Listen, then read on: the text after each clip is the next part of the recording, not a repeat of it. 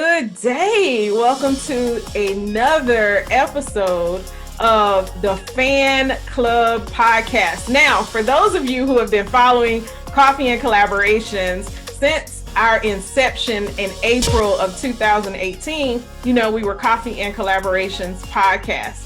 Well, we've had a bit of an evolution. We went through our own journey through COVID and life itself, business transitions. All of us have had to look at things and see if we're doing the thing that we're supposed to do, staying on track, going towards vision, all of those different things. And so I had to take a moment and step back and realize that there were some adjustments that needed to happen.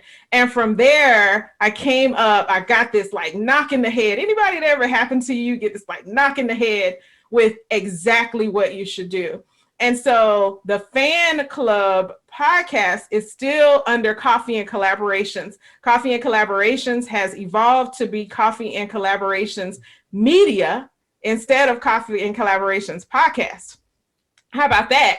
And so the next step was creating a new face for what I would be doing. And because I am a business consultant, finance consultant, coach, all of that stuff, I wanted to bring my friends along with me, those who I'm already doing workshops, trainings, using as resources and sharing their genius with others to be able to help them to grow. I wanted to bring them onto the podcast to provide business tips in leadership, transformational leadership, all levels of leadership, in finance, such as myself. There are different facets of finance, and I don't cover them all, as well as so many other things, communications, conflict resolution, so many things that we need as entrepreneurs and even business people. But sometimes we don't have the access to it. We don't have the resources. So this show is merging just a little bit to focus on a bit more professional development. And I'm excited about it. So FAN is actually an acronym for Friends Accountability Network. So Friends Accountability Networking Club podcast is what we have. I am excited to have my next guest. So this month is Women's History Month, and I wanted to bring on women who are my friends, who are bosses. And I can't think of a better word. They are bosses. They are doing some amazing work. First of all, they're servant leaders. They love first. They're transformational leaders in so many ways. Oh my goodness. And I am excited to highlight them and I think you're going to love them. And that's why I'm excited to highlight them. So today I get to highlight Tracy Phillips. So let's bring her on.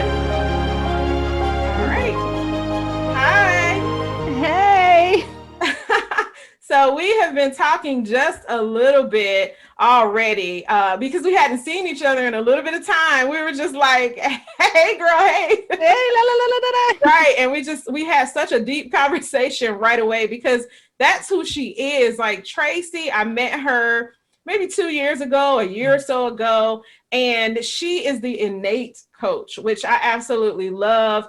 Anybody that ever listens to her always leaves with a bunch of nuggets and a bunch of knowledge. And one of the things that I truly love, a different view, because we all need to sometimes have access to a different lens, right? Because our lens can get cloudy and muddled with so much stuff that we need people in our lives and information and tools to help us to see things in a different way.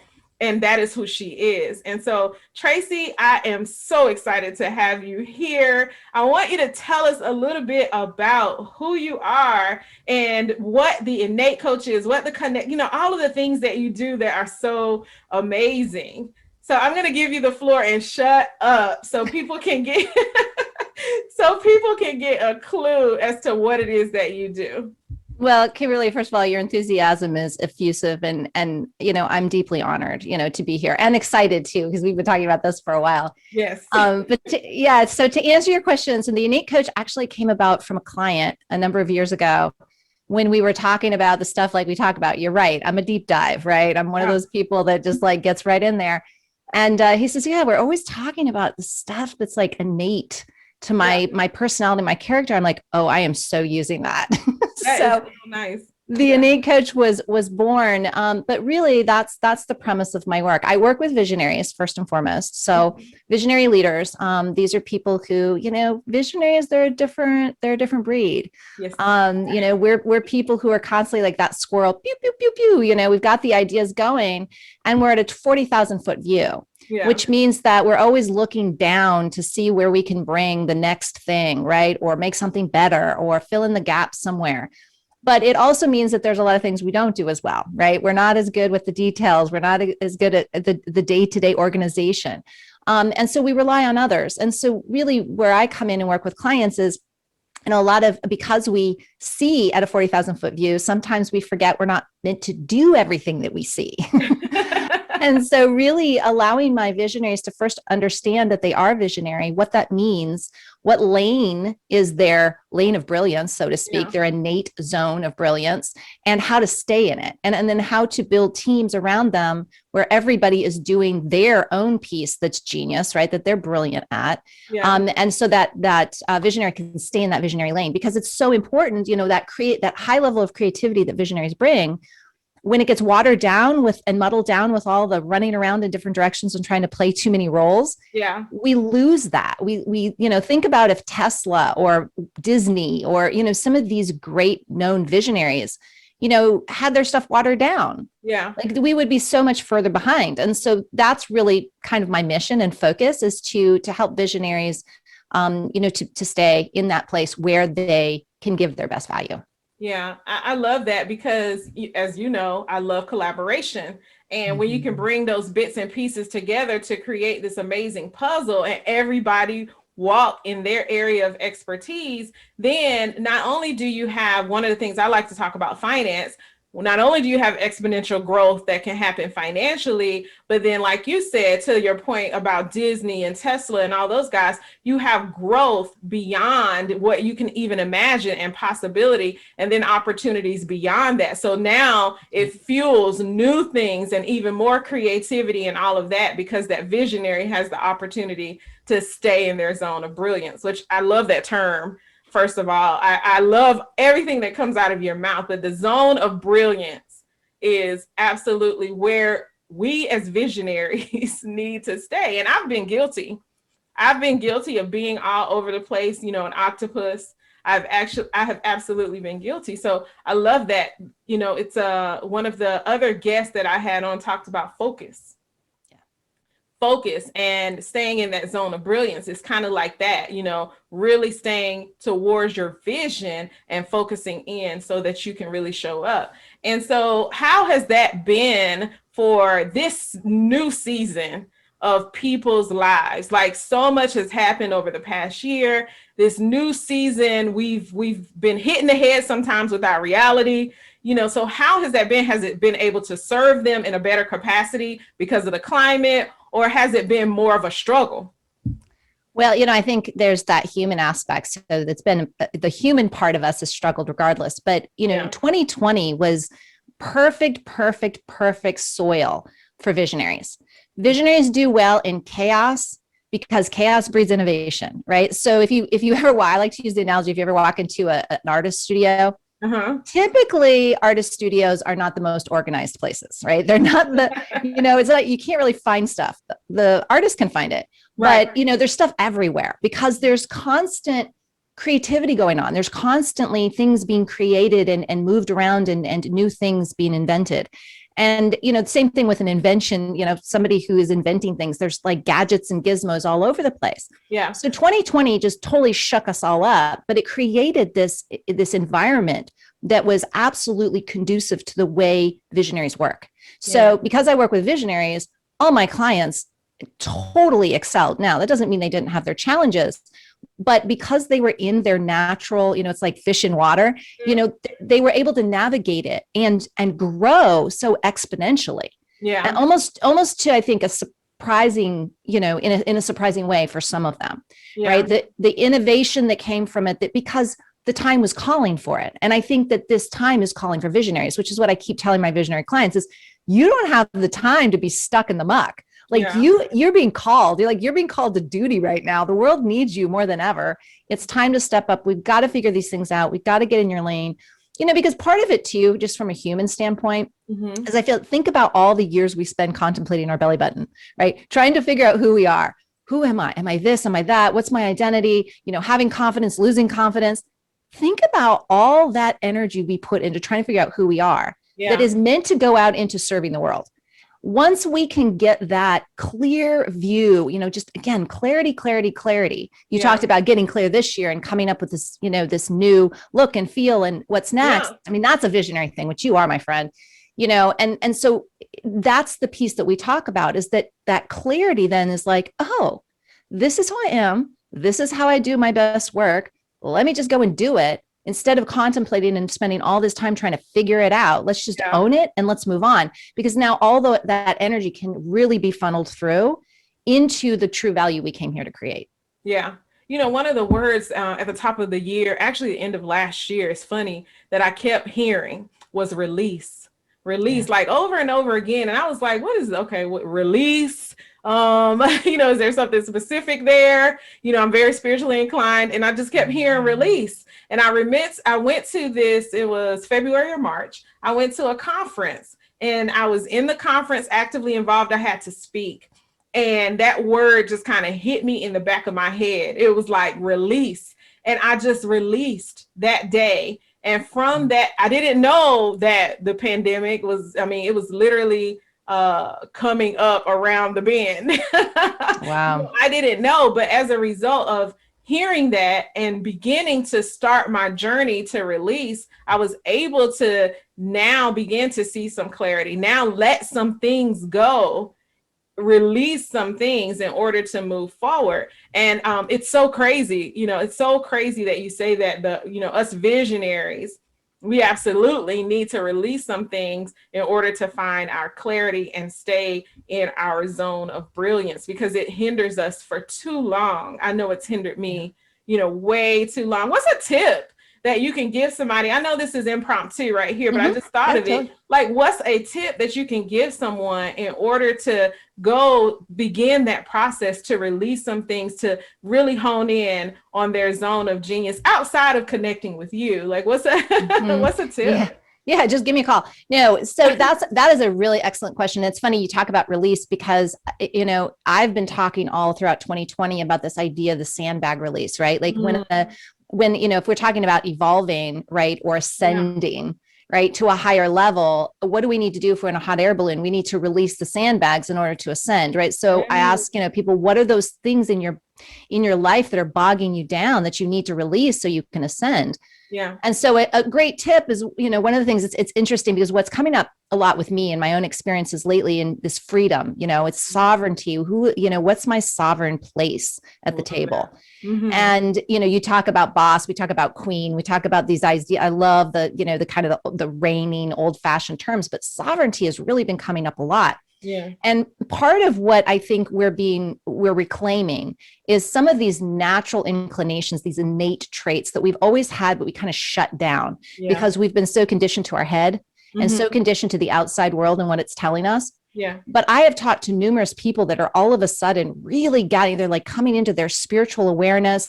They're starting to become so much more in tune with their intuition. But one of the things is your body. Your body will tell you. So there's this distinction I make between discernment and criticism. And there's always a moment that our body usually picks it up. I mean, if we're really in tune, we'll get it through our intuition and our spirituality and all that first. But if we're not as in tune, it'll always come through our body.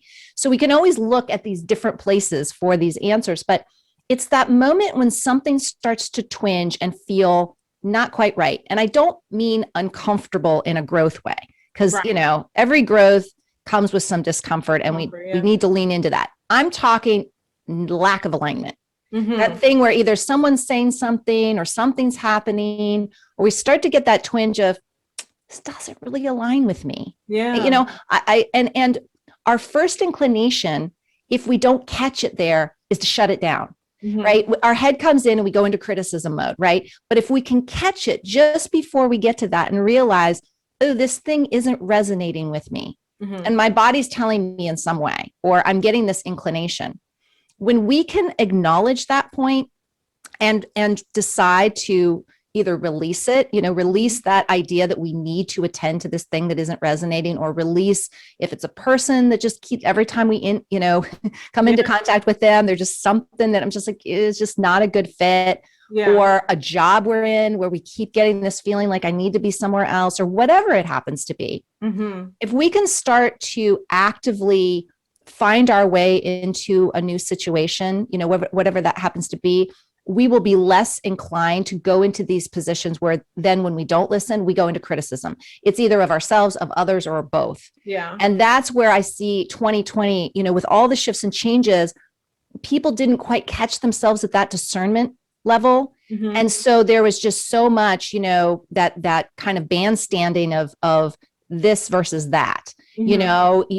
If you're on this side, you're considered this way. If you're on that is a criticism that came from people not recognizing that all of the changes that were going on were about them, not about someone else or something else in the outside world. Yes. Right. And so what we need to release is this, maybe it's a concept that, oh, that person made me feel this way. Mm-hmm. There's a difference between you made me feel and I feel.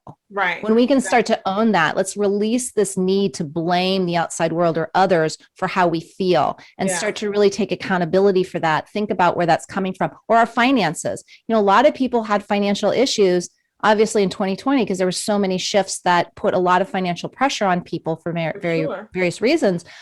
And where we start to, there's a discomfort. Mm-hmm. And say, okay, where do I need to pivot myself, right? And start to take action to honor that discernment, mm-hmm. right? So that I don't just go into the blame, shame, victimized game of pointing fingers and all of this, where once we get stuck and muddled in that, some people are still so stuck in that. Yeah. And that's where fear and anxiety starts to creep in and starts to take over. And then it's a lot harder to start releasing things, because we're at that point holding on to everything. We become like this sponge that just absorbs and absorbs and absorbs. Mm-hmm. And we're afraid to release because, at this point, we've totally lost our ability to discern what is working for us and what isn't, because we're, it's like somebody who sat in water too long. Like you become waterlogged. Like you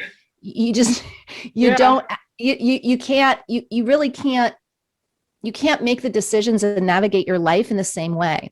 Yeah. And so that's one of the things that I would say is, it's a long answer to your short question, is to become aware of those moments in yourself. Like if we can get super, super aware, and because that sensitivity at this point is actually something that I think is going to help us pivot faster and stronger. Like you and I off, this video, we're talking about, how your intuition mm-hmm. to just come in and be love and to be there and open yourself up. It makes it so much easier when you decide to just do that, because then you trust that little antenna that's going to tell you immediately what to let in and what not to. Right. Yeah. Right. Yeah. Yeah. And that's the thing, we're taught for so many years of our lives to deny very important things about ourselves, like our true, authentic selves. And so this is an open door to the journey to actually return to self. Now, some work needs to be done. Absolutely. Some of us need to do the work, that personal development that I talk about all the time on self. That's the whole blame thing. That's the whole not accepting accountability, all of that. But so many people don't realize how much power there is in looking inward first and then moving forward, moving outward. And mindset is one of those things that is going to be an attributor to whether you're going to do that well or not. Are you going to stay at the same mindset? Or are you going to grow from there? And I love that that's one of the tools that you talk about in every single workshop I've ever been to or heard of yours. That is one of the things that you consistently talk about. And I hear it over and over and over and over again. So I love the consistency. And I want people who are listening to understand how powerful it is to accept where they are, be accountable to that, and grow from there by making a choice today in the present and then moving forward, because we can't go back. And that's the thing that I consistently, talk about. If I made a mistake yesterday, I can't take it back. I can't do anything about that. All I can do is create an intention today and then move forward from there. And so it takes a mindset to get to there. So I want to talk a minute about, mindset. I want to talk a minute about mindset from the perspective of who you're around, from the perspective of things that we need to do for ourselves in order to get to that place, because we can talk about it all day, right? But how does a person who's like, I know I have some stinking thinking, I know I have some shortcomings, how today what do I need to do in order to grow and go through that journey? Because I am hearing things. I do hear things that are telling me that I'm going in I need to go in a different path. I'm going in a chaotic path, and there's more for me on this other path. So what is it that you would share around mindset for those who are listening? Oh, it's such a good question. So this is the way I like to look at it, so people really understand the impact of mindset. So mindset leads us to skill set, which leads us to tool set. Yeah. So when people tell me I don't have the resources, I don't have the knowledge, I don't have the know-how, that starts with the mindset, right? The more our mindset is akin and aligned with our skill set that we want, right, then the more we're going to have that skill set, develop that skill set, be able to rely on that skill set, trust that skill set. And those skill sets lead to tool sets, right? With our skills, we create tools. Yeah. Now we have the support of those tools so that when that thing comes up, we know, oh, I just need to grab that tool. Right. Yeah. But it starts with that mindset. It's really interesting because a lot of times when I start with a new client, one of the first things I ask is, okay, what are your goals? What are your intentions? Like, where do you want to go? Let's talk about your blueprint, your life blueprint. And after they've established that, we start talking, and what's coming up in their language, which is, what I use a lot with my clients, is reading their language to kind of tell where they are in time and space, is what I find is, let's say their goals and their intentions are, let's call it due north, but their thinking, their mindset is sending them due south. Yeah. And like, you're not going to get north when you're going south. Exactly. And so that's aligning the mindset. And so, I know in the last, when we were doing that one conference together, that was one of the key pieces I was talking about was mindset. And there's a great resource, a book by Dr. Carol Dweck called Mindset. And in it, she's done all the studies where she really looks at two main ways in which we choose to think, right? Either in a fixed way, where it is what it is, and nothing's going to change. And this is just the way I am. And this is just the way you are, and that kind of thing. And then there's growth, right? Growth mindset gets us to where we want to go. Fixed mindset doesn't. Fixed mindset keeps us in our comfort zone. It keeps us comfortable, but no growth happens there. Right. And so we start to then say, what constitutes growth mindset? What constitutes fixed mindset? And when we double down on those stories and those beliefs, again, we can do it with loving kindness. I mean, we're doing it for a reason. We don't have to beat up on ourselves like, oh, I'm in fixed mindset. Oh, God, because it happens to all of us, even me, who talks about this all the time. But the key piece is then have that skill set, because my desire is to be in growth mindset. I will come into fixed mindset from time to time, but I become aware of it, apply my skill set to shift that. And that is my tool. Right. And so I can do it like that. I can even catch myself, whereas sometimes we need other people to catch us first because it's a blind spot. Eventually, we develop such skill sets and tool sets that even that blind spot is something we can catch and we can pivot. Yeah. And so that's really, it's first a desire and a design. We have to want it in order to get it. Yes. Right. And really what I mean by wanted isn't just this dream of, oh, it would be nice if, I could have a better way of thinking. I actually like to use the disempowered the disempowered and empowerment dynamic triangles to really kind of show the importance of why mindset matters. Because, usually nobody wants to be considered a victim and nobody wants to think that they're in victim mindset. But when you really start to show how those dynamics and those roles interplay with one another, you can sit back and go, oh boy, even if I'm not actively placing myself in one of these roles, I get pulled into that dynamic all the time. Yes. Right. But again, we don't know what we don't know. So one of the tools I like to use is say, okay, this is what happens when we're in disempowerment. Mm-hmm. This is what happens when we're empowerment. Empowerment is, instead of victim, we're thinking as a creator, where we take 100% responsibility for every choice we make, which leads Right. to every action we take, which leads to every outcome we experience. Exactly. And that I am the creator of that. Yeah. I choose through my decisions. Yes. Right. And Yes. that's where we start. And from that place, guess what? Once we put ourselves on the throne of creator in our lives, Mm-hmm. we only have one choice of mindset. Mm-hmm. Yeah. So it doesn't become this battle. It's just, I mean, the battle, quote unquote, becomes catching ourselves Mm-hmm. when we start to slip. And guess what? We're going to feel it. People Yeah. go, well, how do I know if I've slipped? I'm like, you're going to feel it. You're going to feel totally out of alignment.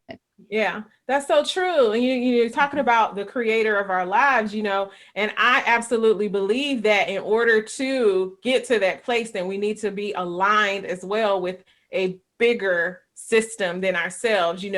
Some people call it universe, I call it God. We need to be aligned with a creator in order to truly connect on a new level. And one of the things that I also believe helps people to get to that mindset, that next level, is a mentor. And I believe that you show up as that. I believe all of us have different mentors in various capacities. It could be something that you didn't even realize was mentoring you to greatness. It could be a pastor, it could be a teacher, it could be a coach, whatever. But how important is mentorship for you as a mentor? Are you also receiving mentorship? And do you think that people, okay, it's like, oh gosh, yes.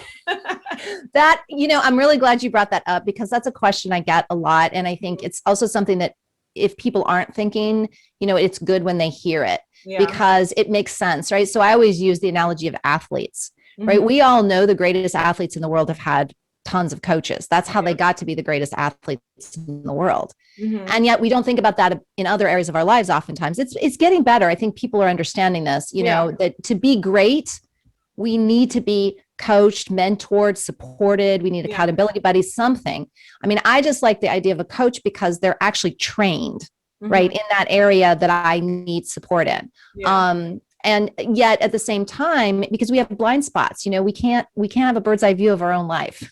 Yeah, that's the truth. So these people are able to, but what I love about coaches too, is they're trained not to tell you what to do, and not even to, say, follow me and let me show you what to do. They're there to hold space for you to discover and find what you need to do that's right in alignment for you. Right. So they'll hold you accountable to those areas that you don't, the areas we don't know what we don't know.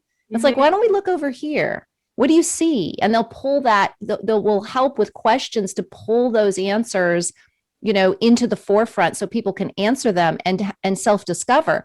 But that's what I love the training with coaches is they're trained not to do it for the person.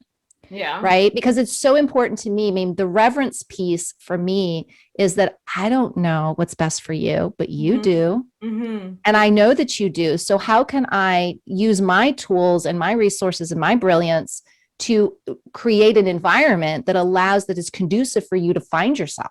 Yeah. Right. I feel my entire mission, not just even as a coach, but as a human being.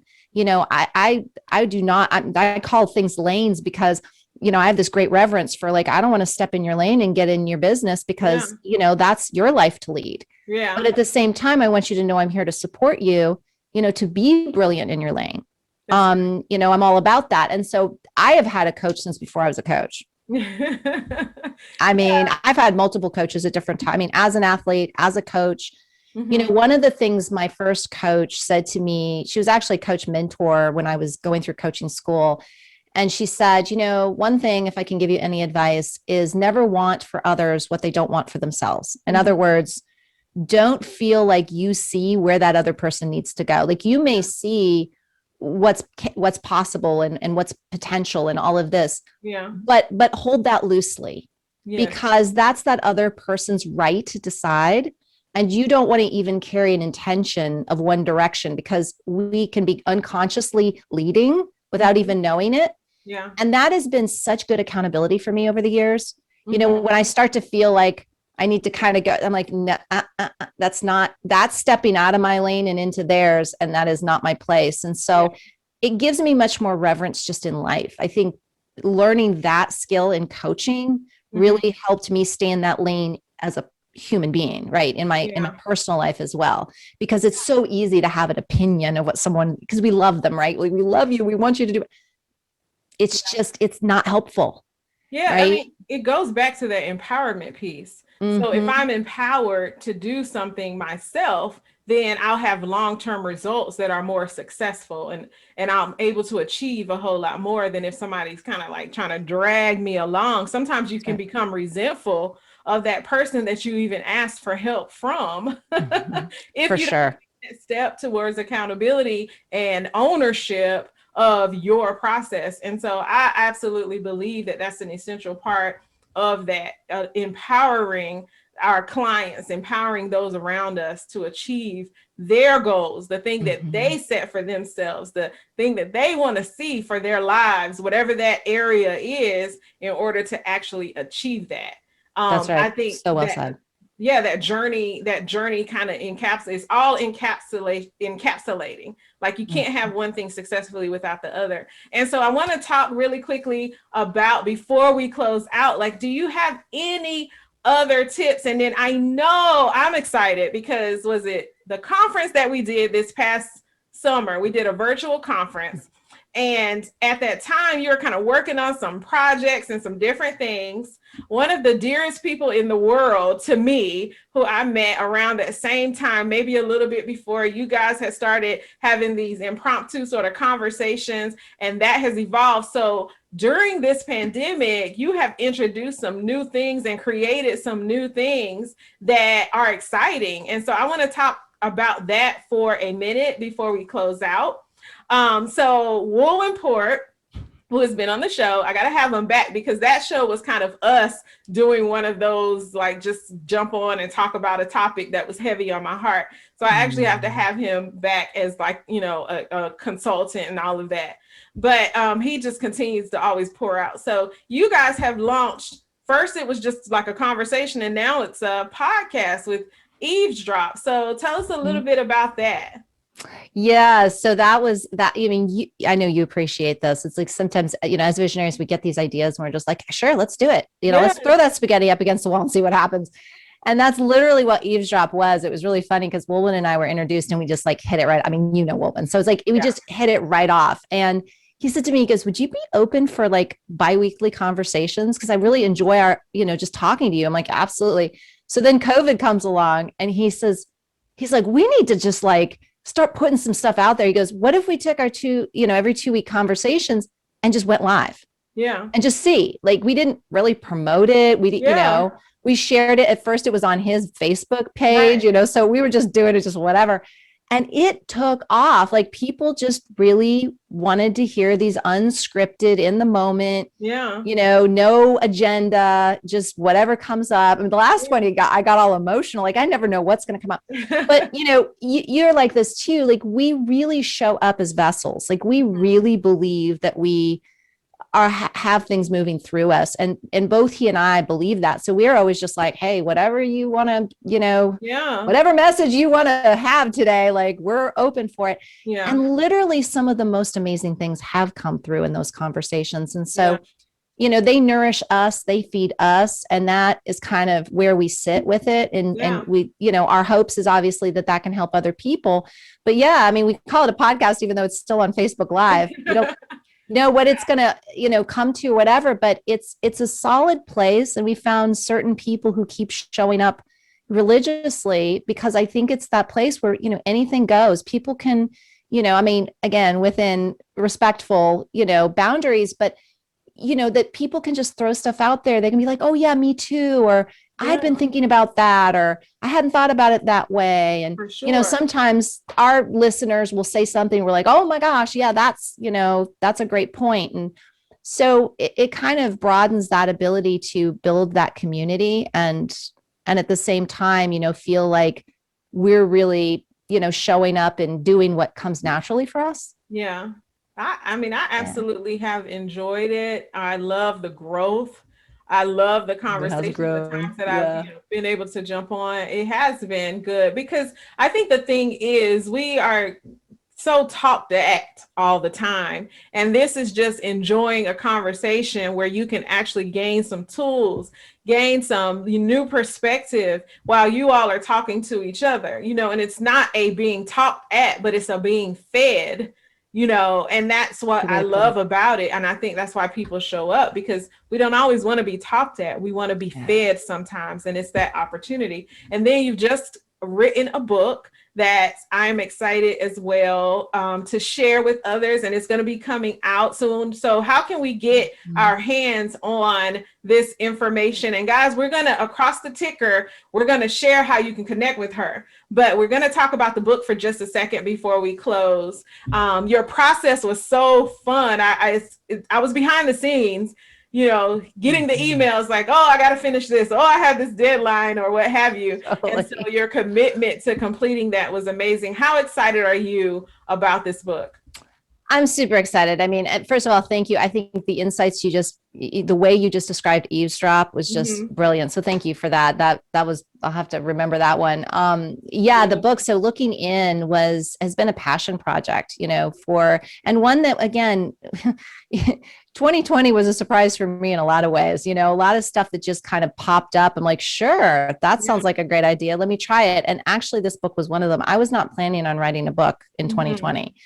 But Looking In just became, for me, one of the things I pay attention to are trends. And it's through people saying that, again and again, I hear in stories, certain trends, everybody's experiencing certain things in a certain way. And I pull those out. And one of the commonalities that was coming up actually as early as 2018 was this thing that I called looking in, is this need to stop looking out. Like, what are other people saying? What are other people doing? What is the world telling me that I should be, do, have? Yeah. And people starting to become more introspective, starting to ask those inner questions, starting to say, okay, they're doing that, but what about me? What is my unique place? And then, 2020 hit, and it changed so much and made us go into our homes. And I use that as an analogy, because I always say my mission in life is to help facilitate people coming home to themselves, right? Because we all came here to be natural geniuses in our own way. And we need to come home to that, because we've forgotten. But when we went into our homes, I'm like, that is going to create a going in even more than before, because we were so busy running around. And now that we weren't running around, we had to start taking stock. And as you were saying, releasing things, what's not working. Oh, I don't want to do that anymore. I didn't even realize I didn't want to do it until I couldn't do it anymore. Right. Yeah. That kind of thing. Right. So Looking In is not just talking about the concept of looking in and why it's important. It's actually a 3-step process in the zone. I have a zone program that, I help people create their zones. And it talks about that. So it's an application book as well.